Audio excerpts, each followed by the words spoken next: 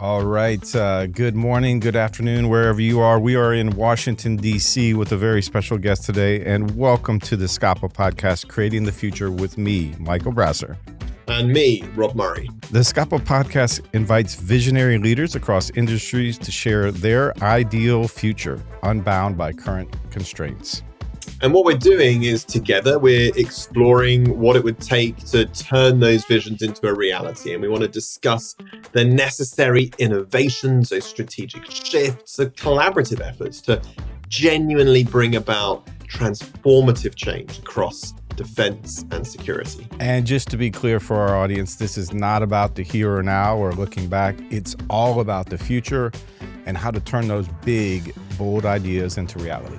So with that in mind, today we're absolutely honored to be joined on the SCAPA podcast, on the show, by Michael Stewart, the outgoing director of the Disruptive Capabilities Office of the US Navy, based inside the Pentagon. Michael has led one of the most forward-leaning efforts in the entire Department of Defense, very much focused on identifying, developing, and rapidly fielding those game-changing technologies that give the United States Navy a real decisive edge. Just days before our recording, Michael announced his decision to step away from both the Disruptive Capability Office and his role, where I got to know him very well at NATO, where he was the chairman of the NATO Naval Armaments Group. And so as he kind of looks into his next steps, and I'm loath to use the word retirement because I'm not sure that will be the case, he's joining us not necessarily to look back, but really to share his vision for what those shifts are going to be as we step into the future. Yeah, and Rob, before we take that step into the future, Michael, you have such an amazing story. And I had the honor to join you at your retirement ceremony on Monday. And it was just so thrilling and interesting, your journey and your journey of service. And I wonder if you could share that with us, with 2 days of hindsight here as we're just a couple of days after your retirement. How did you get here? Sure. And before I start, so I did have a retirement ceremony, but I'm still technically on the government clock. So all the opinions I'm going to express here are my own. They're not DOD's and they're not the Department of the Navy. So I just wanted to put that out there. So where did it all begin? I had a grandfather that was very impactful in my life, although I never met him. He was a West Point graduate. He was a known innovator and disruptor. He's class of 24. He was a balloonist, then turned pilot, and did a lot of innovative things like forward air controlling and a bunch of other stuff that was in World War II. Grew up hearing stories of him, so I immediately wanted to become a pilot. And then my father had asked me, ever thought about going to one of the academies?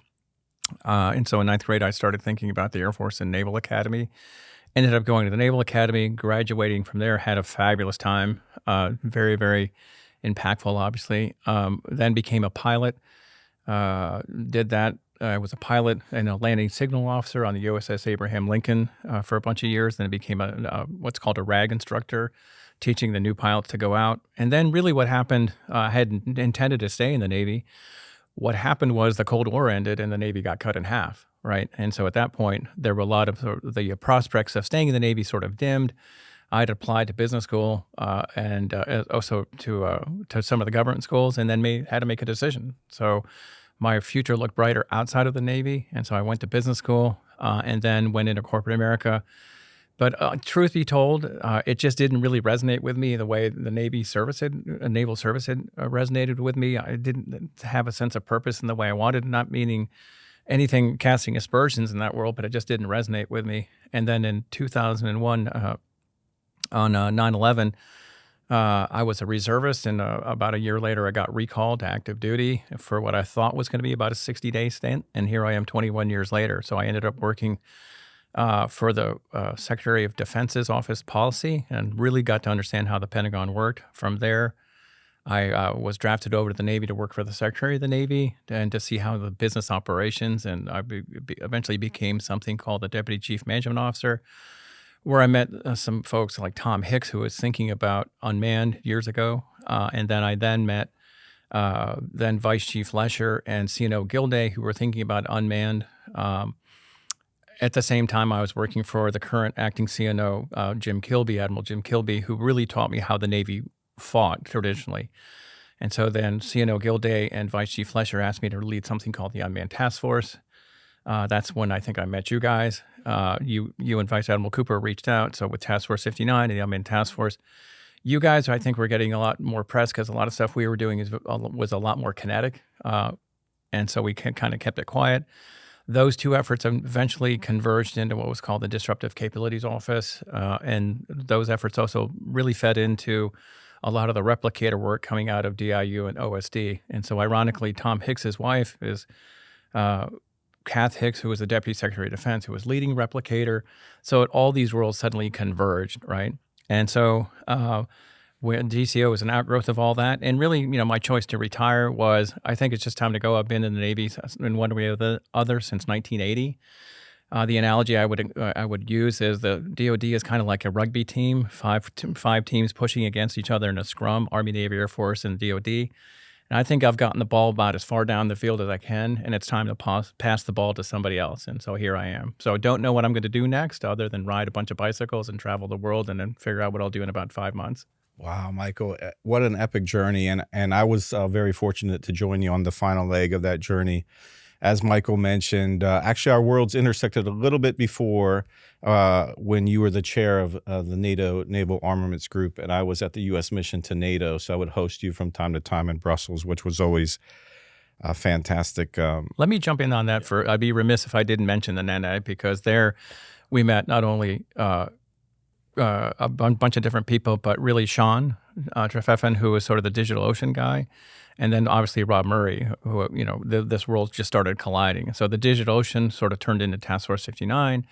And then Task Force 59 is turning into Task Force 66. And then it's also with Task Force X, what you're seeing is NATO is now rolling that out. And it's a combination of Task Force 59, Task Force 66, and the Unmanned Task Force in the Baltic to do some stuff there. So I'll just leave it at that. Yeah, Michael, it's funny how all these worlds intersect and right here on the show today. So Rob, did you want to get us started?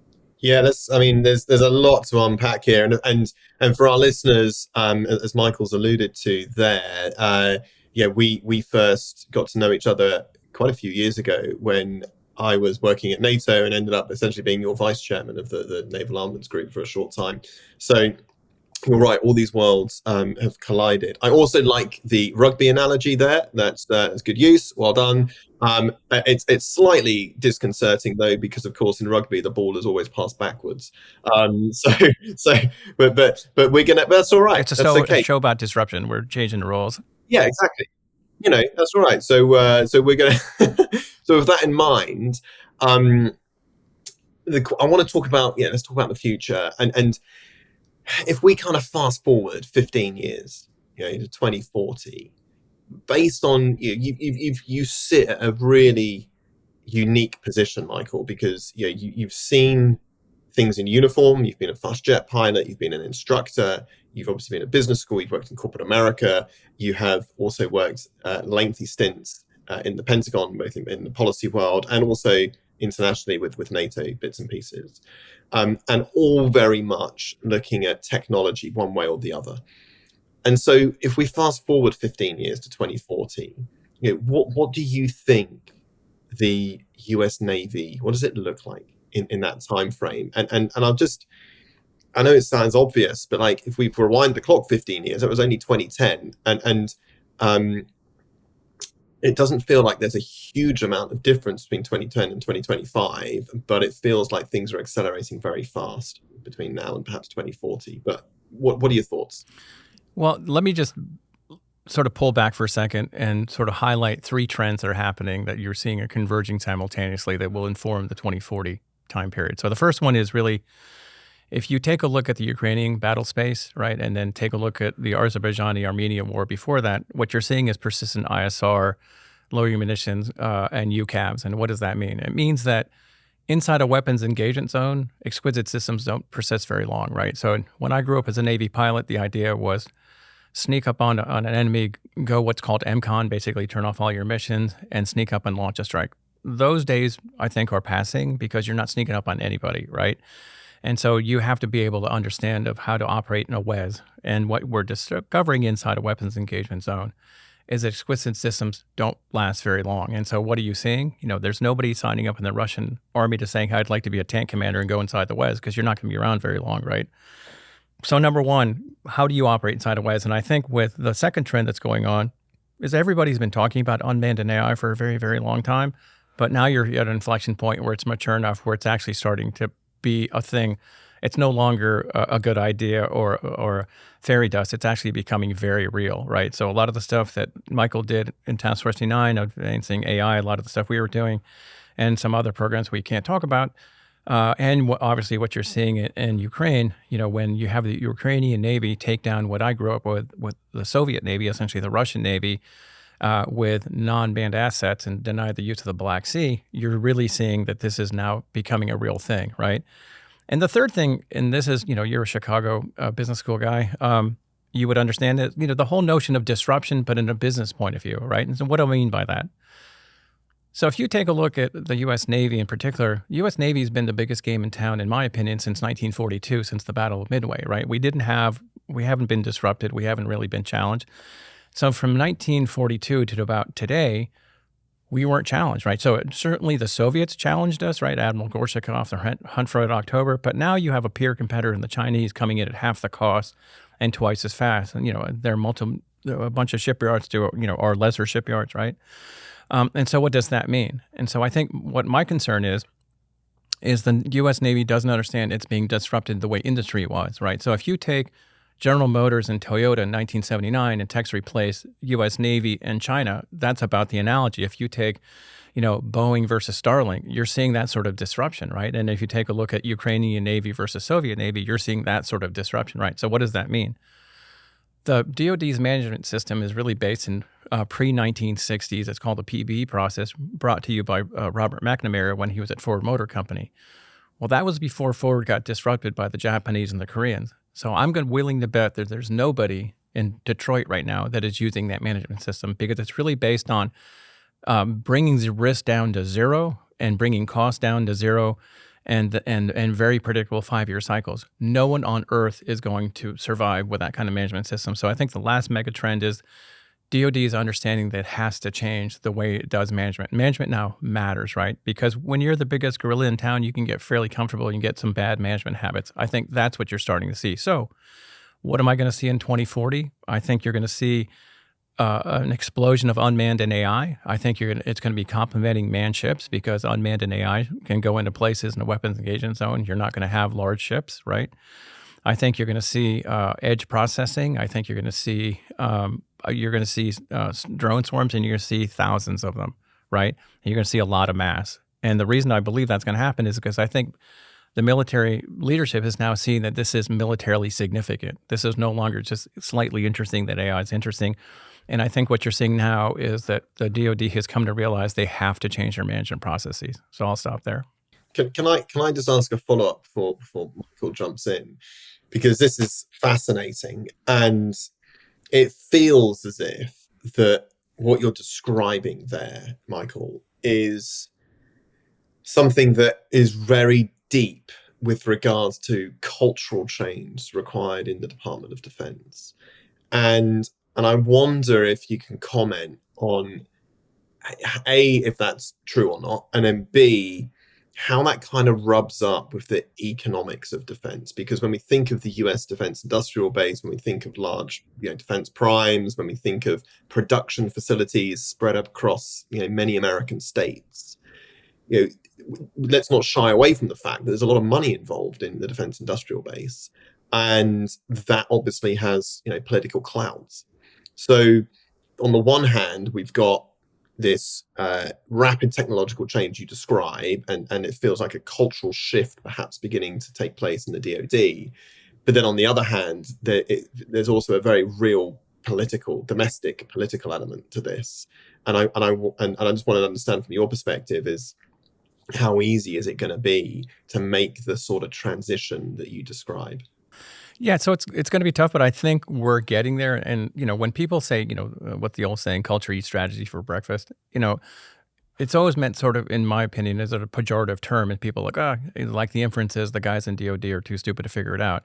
And I really think what it is, it's an organizational design problem, right? So you have some very smart people in DoD, but if you understand how DoD is organized, it's organized by and large around platforms, certainly in the Navy, ships, subs, and aircraft. And the decision makers in those spaces really control most of the money, right? And so you're at a key inflection point. So let me give you an example. So if you're a ship guy, and the way you're promoted in the Navy is you're pretty much buy more ships or make your ships ready. If you're an aircraft guy, it's buy more aircraft or make your aircraft ready. And if you're a submarine guy, buy more submarines, make them more ready, right? And by and large, they don't have enough money to do any of those things, right? So they're always scrapping and scraping money trying to get there. So suddenly you have a guy bounce in who says, "I'm this disruptive guy, and I'm thinking about unmanned and AI, and it's not necessarily proven." None of those three people are going to turn to you and say, "That was such a compelling story. Let me give you 10% of my budget." It's not going to happen, right? And so what you have to do, and what we tried to do in the DCO, was set up an organization that could vet non-traditional technologies and capabilities while understanding the operational problem. And what do I mean by that? There's a story of when Steve Jobs comes back to Apple after he's been fired and Scully's taken over, and so they bring Jobs back, and he takes a look at all the product lines that Scully's doing, and he says, "Why are we in all these places? We're doing, it's better to do four things well instead of 1,000 things badly, right?" And so I think what you're seeing is that the operational commander said to us is like, "I don't need 1,000 cool things. I need like 4 game changers," right? So focus a capability. And so, okay, what does that mean? It means that when you're talking to an operational commander and he's saying that I need this thing, and then you've got a cross-functional team that can advocate for it at the highest level. So I used to work for the Vice Chief of Naval Operations. So you have access at the 4-star level for this disruptive capability. They're starting to see things that they normally wouldn't have seen because that disruptive idea normally would have been filtered out at a much lower level by the ship, sub, and aircraft guys, not because they're bad guys, but it wasn't doing their thing. So what we're learning is you have to pay attention to the fleet commander, certainly inside 5 years, because that's the fight they're thinking out. And so why do I have hope? Because I think people are now starting to understand that at the highest levels, because I think what was going on is that if we look at the PPE process and just look at it and say, "Well, you just need to work," well, it's not going to work, right? And so I think there's an understanding that there's got to be a redesign of it. And I'm not necessarily talking for ships and aircrafts and submarines, but I'm talking for disruptive things like AI and commercial technology. There's got to be a different parallel process. So I think you are now starting to understand that, and the senior leaders I work for now understand, boy, this is much more a management problem than it is a technology problem. I could look out the window and there's 10,000 guys out there that have technology that will actually be relevant to the fight, and the fleet commander would want tomorrow. The problem is getting the channel so 4-star fleet commanders and 4-star chief of naval operations can actually see that, and then how do you acquire that? A fascinating description there, Michael. And actually, what you've just described is the innovator's dilemma, right? By one of your former professors at Harvard Business School, Clayton Christensen. I wonder if you had any stories from him, or if you could share that experience, because it certainly looks like it's shaped your view of the problem space, but also the opportunity space. And then I have a follow-up question as well. Yeah, thank you. And yeah, he was one of my professors, and I wish I could tell you when I took him, there was a big blinding flash. He was amazing, but it really showed up later when being knowledgeable of his work is when I started working in what was called N99, which is the director of integrated warfare. I was the deputy. What does that mean? It means that you get to really understand how the Navy works, and you get to see everything, right? And under Admiral Kilby, who was a phenomenal warfighter. I got PhD level of understanding. Okay, great. The problem that we were having is trying to figure out, we would do the POM process, and every year, somebody, we'd read good to great or the kill chain or whatever, and this is the year where it's going to be amazing. And then 6 months later, the POM would come out, and it wasn't terribly disruptive. And the question was, why not, right? So Admiral Lesher, who's the vice chief, said to me, "Can you figure out an innovation pathfinder?" Because guys like Hondo Kurtz were saying, "Why can I drive down the street?" And Hondo then was the RDA, the acquisition guy, saying, "I can see all this disruptive technology, but I can't seem to acquire it," right? So all these questions are being asked. And so in Clayton Christensen, the innovator's dilemma, for those of you who don't know, what Clayton Christensen was pondering is how can a company that is preeminent be disrupted by a young upstart, right? And so the idea is in the naval context, you have something called, you have something called sustaining and disruptive technology. In the naval context, sustaining technology is mature technology, ships, sub, and aircraft that really seem to be working. And disruptive technology, things like kinetic USVs, loitering munitions, and things like that. And the innovator's dilemma is, if you're the CNO, which one do you invest in, right? So I was talking to one of the Nordic CNOs, and I said to them, I suspect that right now you're concerned of what might happen in the Baltic. And I suspect your sustaining technology people, your ship, sub, and aircraft people are saying to recapitalize, remodernize that fleet to deter the use of the Baltic to the potential Russian aggression. And I said, you're wondering if the Ukrainians can teach you something. And they started smiling and they said, you clearly have a bug in my office. And I said, don't worry, it's the same bug we have in our office, right? And she said, or they said, how do you do this, right? And I said, you have to have set up an organization that Clayton Christian describes that it's got to be separate from the sustaining technology organization, that is independent, reports to a senior leader that is allowed to look at crazy ideas, right? Because if you have the sustaining technology people look at the crazy ideas, they'll always snuff them out, right? So you can call that culture. I call that organizational design. So if you read The Innovator's Dilemma, that's what he's talking about, is you have to have this little team. And that's really what drove the design of the Unmanned Task Force in the DCO. Yeah, Michael, and I've had the benefit or the pleasure to lead a couple of those organizations. First, Task Force 59, and now here at Saab, SCAPA by Saab.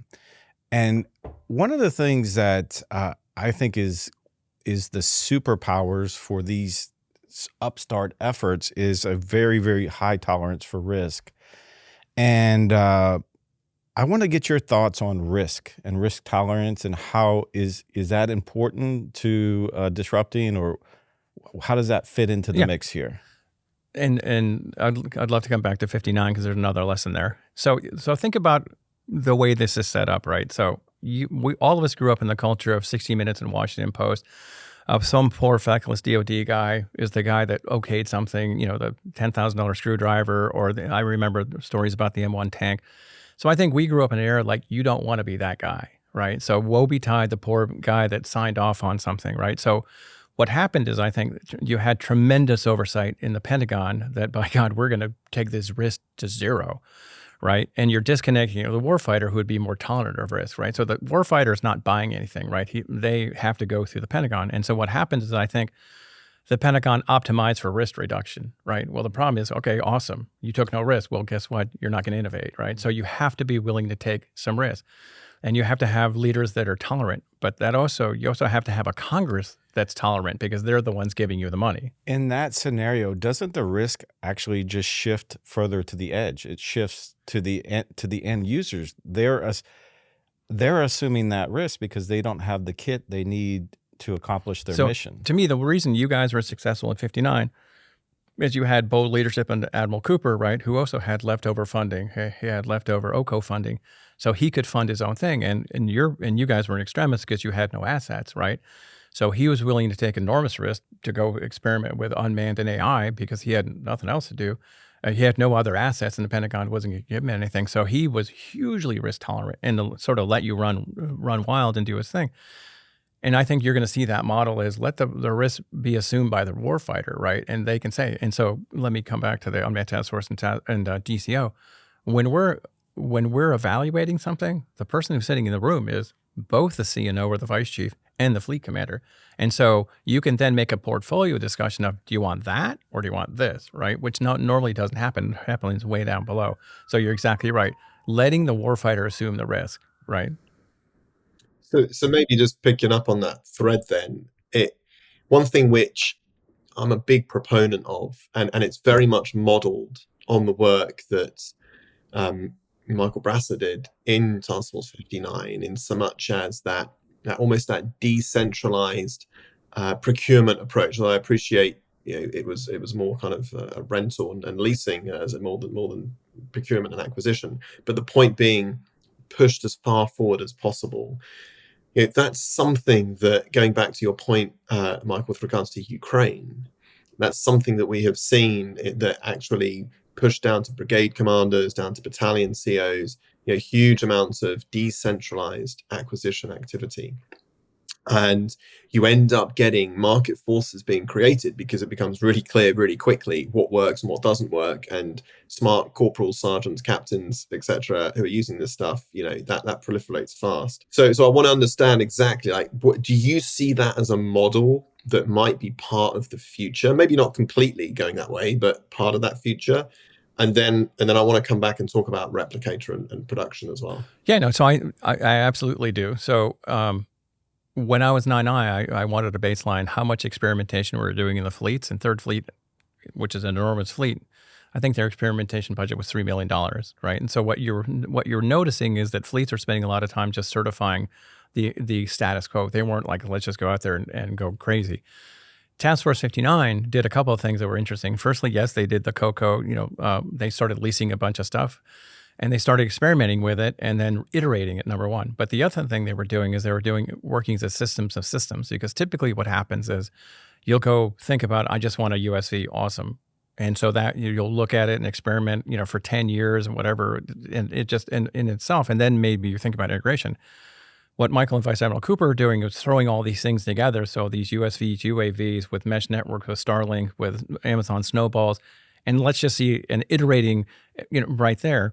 And then you also had the contractors, you had the technologists, you had the warfighters, and I'm missing one. So you have the warfighters, the technologists, and the acquisition folks, and the contracting guys figuring out how to go acquire the stuff so you could move really rapidly, right? So I can tell you that Task Force 59 on day one versus Task Force 59 2 years later was completely different, and no one knew what it was going to turn out. But so your point of experimentation on the edges is actually critical. And if you take a look at the Ukrainian development cycle, it looks like the lean startup model that Steve Blank did at Stanford. It's exactly the same thing. So basically go out, see how it works, tweak it, reiterate, and it's just a development cycle. So 100% agree. You have to have experimentation on the edge. And so that kind of takes me to the next point. And maybe you can, just for our listeners, just briefly do a little primer and explain what the Replicator program is. And you said at the beginning in your opening remarks about how the future, you see swarms, thousands of drones, in that sort of 2040 timeframe. Obviously, to get there, we're going to have to think about production. We're going to have to think about rapid production. And perhaps can you share some of your thoughts on where we are with that as a sort of technology in itself, and how the Replicator program is trying to beef up that whole approach? Yeah. So, and there's a lot to unpack in that question. It sort of harkens back to the political thing you asked me before, right? And so Replicator, though, and there's going to be different iterations of the Replicator, and let's see if it continues. But the Replicator that I dealt with was basically make many of something, right? So I viewed it as a copy machine. And so, watching classifications, when I knew Tom Hicks, I knew through his wife, Kath Hicks, through Tom, right? I knew what they were thinking about. So when Replicator started, we said, hey, you want to come down and look at some of the stuff we're doing? And so suddenly a lot of that became Replicator. So, and I don't know how much it's public or not, but it was make money of the stuff you were doing. So essentially it had the external shot, or it had the shot of external funding that come in and start and moving it. And why is that important? Is because everybody loves innovation until you got to pay for it, right? Because it's a flat top line. So if Congress came in and said, you've got $10 billion to go do all that Replicator stuff, everybody would be in love with it because it wasn't attacking their mature programs, right? Or taking potentially money. And so I think Replicator was one iteration. And so the first version of Replicator was really focused on kind of the China fight, right? Make many of something, right? Whether that continued, I don't know, but I looked at Replicator as sort of the nudge to get the services to pay attention. And I think now they're paying attention. I think you're past the inflection point where, again, what you're seeing is really serious people like Admiral Paparo, Admiral Kaler, Admiral Cooper, Admiral Munch understand that this type of warfare is important. So they're the ones sending the demand signal to the Pentagon saying, we need this. So where 2 or 3 years ago, this was an annoyance sort of knocking on the door, this is now the fleet commander saying, I demand this. And so you're seeing it move out. Now, I don't know where Replicators are going to go from this, but I really do think the military, most importantly, the warfighters, the fleet commanders understand this is relevant. Now, break. So now what's happening? So you're seeing the unicorns come out, the non-traditionals, right? I think another thing has to happen is, right, again, this is Michael Stewart's opinion, just watching it. If you want to have innovation, you have to have more competition. So I think we all know about the Last Supper that happened, I believe, at the end of the Clinton, I'm trying to think of the administration, but in the early 90s when they consolidated all the defense contractors. So now you essentially have five primes. And, folks that are trying to get into DoD, it's really daunting. And that was the thing that DIU was trying to solve is how do you lower your barrier to entry, how to get more competition. That's kind of what Naval X was trying to do. And I think what you're seeing is with DIU, CDAO, Office of Strategic Capital, all these sort of alternative things, they're trying to create a complementary ecosystem for non-traditionals to come in, more Silicon Valley, more ready capital. And then you're also seeing the sort of explosion in VC defense capital, right? So some of the money is pouring because I think you're starting to see that, hey, the Pentagon, 2 years ago would have thought this is not interesting, not going to go buy it. But now you're starting to see a demand signal. I'm not saying it's perfect, but I think people are saying, especially when you have very senior fleet commanders saying, I want this, is that if they build it, they will come, is the bet they're making, right? If you go build this disruptive stuff really quickly, and certainly for the Navy and for the China fight inside 2027, you're going to get a market for it, right? So all that to say, what I'm starting to see is a complementary acquisition system and development system to the traditional PBE process for disruptive technology, if that makes any sense. Yeah, Rob. And Michael, if I can follow up on that thread, reference a conversation you made earlier about the organizational design. As you look forward, and if you were clean sheeting designing the U.S. Navy, keeping in mind you have to be ambidextrous. You've got to build the capability with fleet, ships, submarines, aircrafts, but also leverage these emerging disruptive technologies as a strategic advantage up against the timeline of 2027, the Davidson window. How would you, Michael Stewart, design that, or what does that look like? Yeah, it's a great question. So a couple of thoughts just to frame that. So tomorrow, let's say President Trump says, you know what, I believe in a 600-ship Navy. Awesome. Does it show up by 2027? No.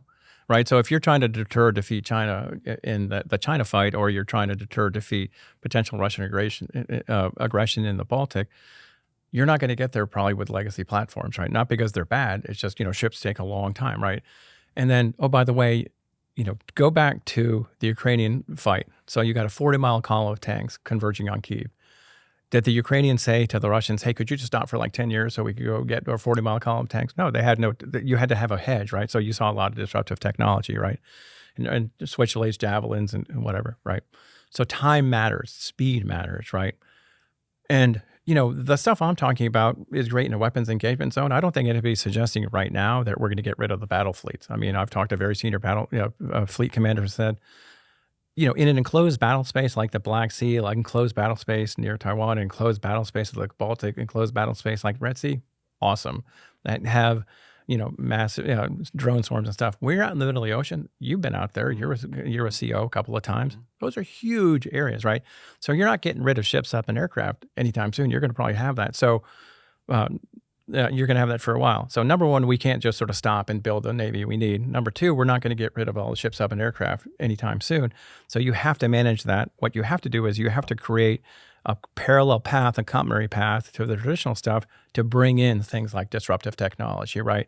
Now, granted, if Congress came in and said, awesome, we're going to give you a ton of money, that would be a dream. You'd get it really quickly. I mean, trust me, there's a ton of technology. We just have to fund it. But three things have to happen is the warfighter's got to say, I want it, which they're saying. The Congress has got to come back and say, the Congress has got to say, we would fund this, right? And we'll tolerate risk. And then the investor in the investor class has got to know that Congress will actually go buy this stuff, right? So those three things happen. You get those guys together, you're going to move at the speed of heat. So just on that, you used a phrase there, legacy equipment, the existing hard power that we have, in inventories, be they in the United States Navy or other services. Were you looking, when you're in the Disruptive Capabilities Office, Michael, were you looking at ways in which existing bits of hardware, frigates, aircraft carriers, really big hard power, can be sort of jailbroken and really upgraded with some quite clever software and so on and so forth. It's stuff we've seen in Europe. There's a couple of companies, Helsing, for example. This is what they do. And they've done some very sophisticated things with various sort of electronic warfare boxes and so forth. But to your point that we're not just going to scrap the entire inventory and try and get a new navy overnight, that's just not credible. It's not realistic. Time problem plus the money problem. How easy is it sort of procedurally to bring in challenger companies, those competitors, those new innovators, and actually, upgrade some of the software on existing hard power? Is that something you thought about, looked at? Is that something which you can talk to?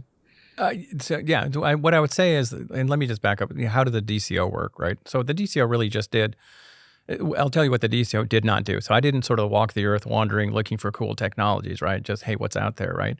So what I do is I talk to the fleet commanders, right? And I know, and our team knows what the traditional Navy can do and where the gaps are, right? And so what we try to do is fill in the gaps that what the traditional Navy can do inside the Davidson window or really quickly, right? So what does that mean?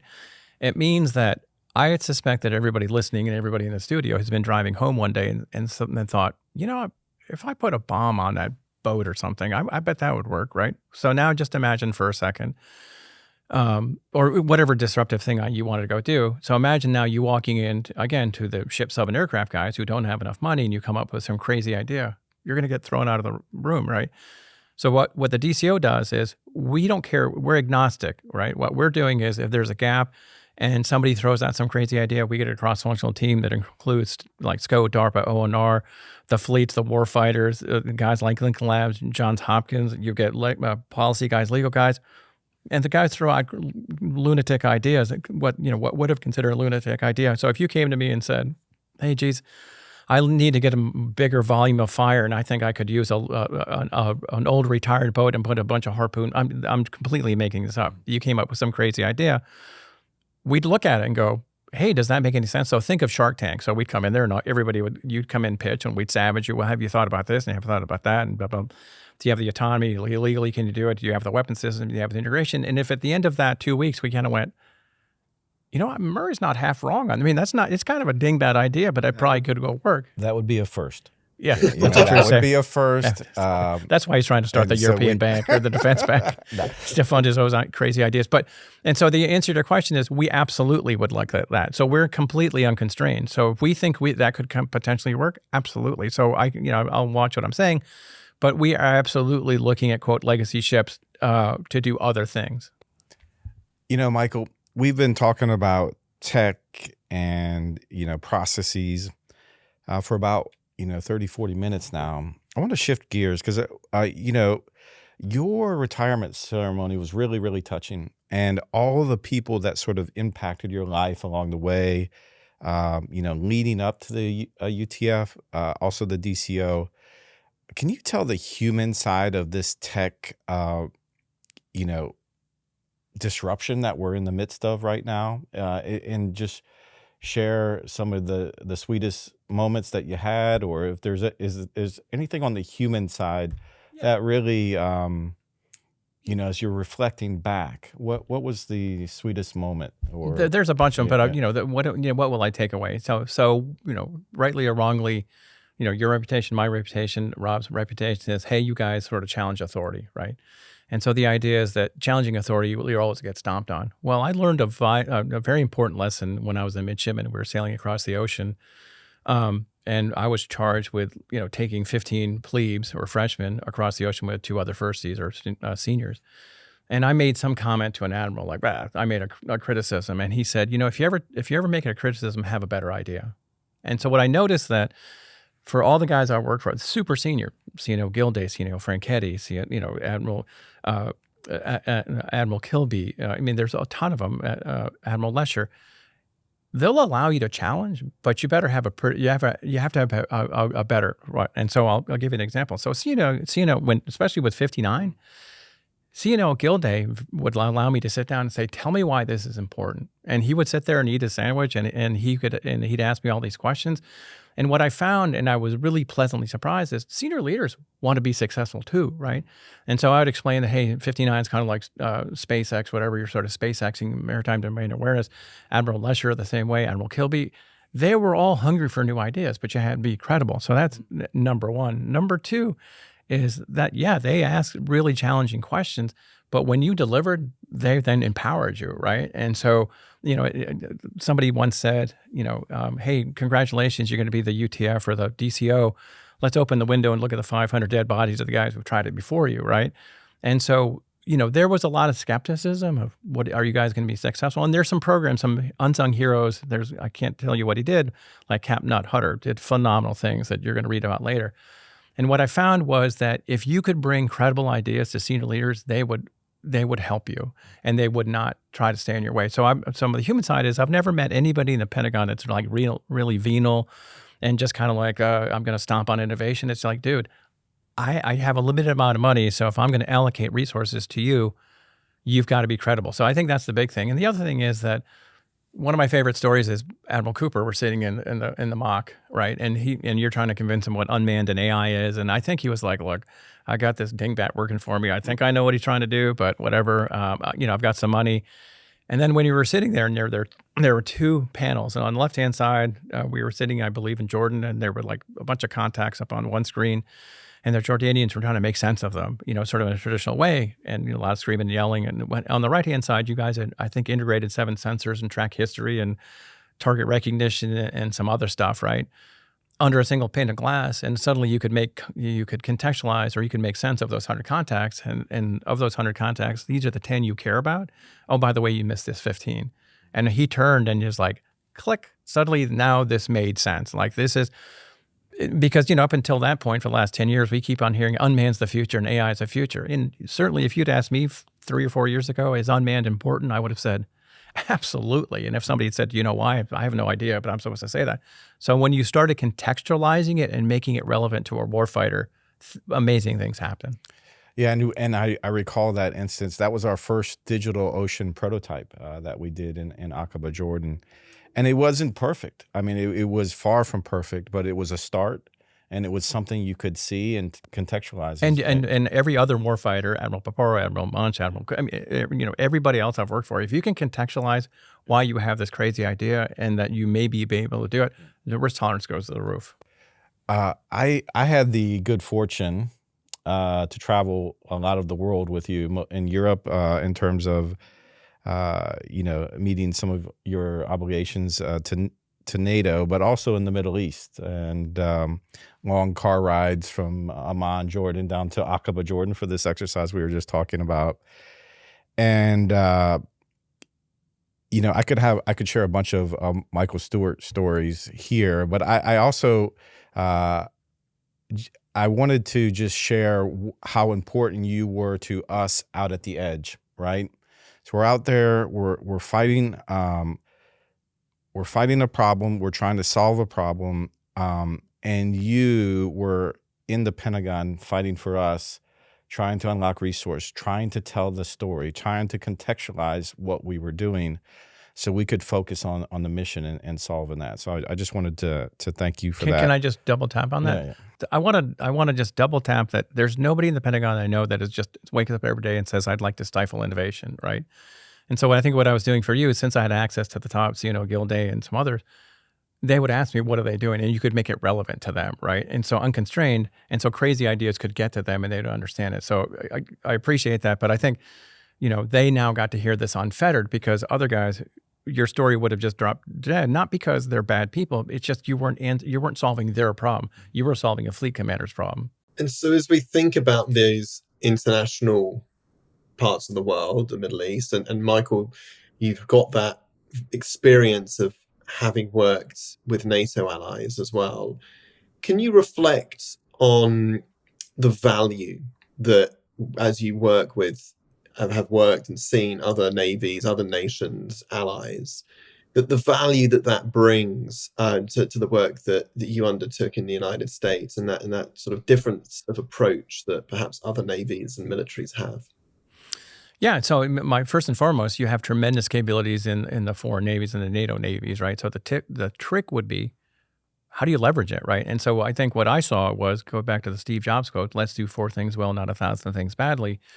In the NANDAG, what we started doing is organizing around some key operational problems, right? Above the surface, on the surface, below the surface, but very specific things, right? And so as long as you could organize around a very specific thing you wanted to go do, you could bring the component navies, and maybe somebody's better at mine laying, maybe some guy's better at mine detection, some guy's better, whatever. You could leverage all those guys, right? Number one. Number two is, the U.S. Navy is just so big, and with the I don't want to speak out of my expertise, but I think we all know the U.S. has got a fairly big budget deficit, right? So we are now being challenged. We've got a peer competitor coming in twice as fast at half the cost. We desperately need to take the partners and allies seriously, because we can then shed the load. And number three is, to the extent that John Boyd, who was all about the OODA loop, wrote something called Patterns of Conflict. To the extent that you can move quickly and from a direction no one expects, you can defeat conflict. So what does that mean? So if you start seriously leveraging your partners and allies, and you're adding that kind of technology, and very different, and the attack access can be very different, you are now complicating the operational problem for your adversary. So are they as sure as they used to be of success if you're bringing everybody else in, if they're bringing capabilities? So what I took away from NATO was, man, you had a lot of smart people there. You had a lot of capability, and if you could organize around a really specific thing, you could actually get stuff done. And then you're actually seeing that in Task Force X. Task Force X is up in the Baltic, right? So they're taking a lot of lessons learned, I think, from the U.S. Navy. And then, can you have an open architecture backbone that you can plug your unmanned or whatever you want to go plug into, and use unmanned and AI to actually go, firstly, do maritime domain awareness in the Baltic, and then potentially you start doing kinetic operations to deny the use of the Baltic to a potential aggressor. So more than you want to know, but I'm a huge believer in partners and allies. Hey, Michael, before Rob closes us out here in a minute, this is the SCAPA podcast. SCAPA is to create, to make, to shape. And it's all about the future. So we've talked about the future of Navy, the future of defense, the future of warfare, but we haven't talked about your future now that you're retired. And I'm sure our audience wants to know, what is I think you call it Michael 4.0. So can you share what's on your mind, or should we just? Yeah. So I'm 24 hours into retirement. I don't think it's going to last. I would go back to, why did you leave? Again, it was the rugby analogy. I threw the ball sideways back, where I threw it to somebody else, right? Because I think it's time for new energy, new ideas. Let that, I got it as far down the road field as I could, right? And so the answer to the question is, I don't know. So all I do know is I want to take, I've got a boat I just bought. I paid probably too much for it. There's a lot of bike rides I want to go on. And, every senior leader I've talked to said, just go out there and ride your bike and do your little sabbatical. And then it's going to come to you what you want to do. I have an idea what I would want to go do, but I don't want to prejudge. But I can't imagine I'm ready to just start feeding my birds and hanging out. I'll be back, but I just want to contribute in a different way, and take all I've learned and hopefully share it with people. Wonderful. Well, you've obviously hit day one of being a boat owner. Obviously, there's 2 wonderful days of owning a boat. The first is buying it, and obviously the second is selling it. So, we'll wait till that point. But look, Michael, you've given us a huge sort of tour de force here, an overview from a very unique position in the Pentagon, a projection into the future with regards to how new technologies, new capabilities, artificial intelligence, swarms of drones, rapid production is going to absolutely change the way we think about naval operations. That whole example of how fleet commanders understand this, and that contextualization, that importance of telling the story, not only to those at the front, but also to those in the Pentagon in this case as well.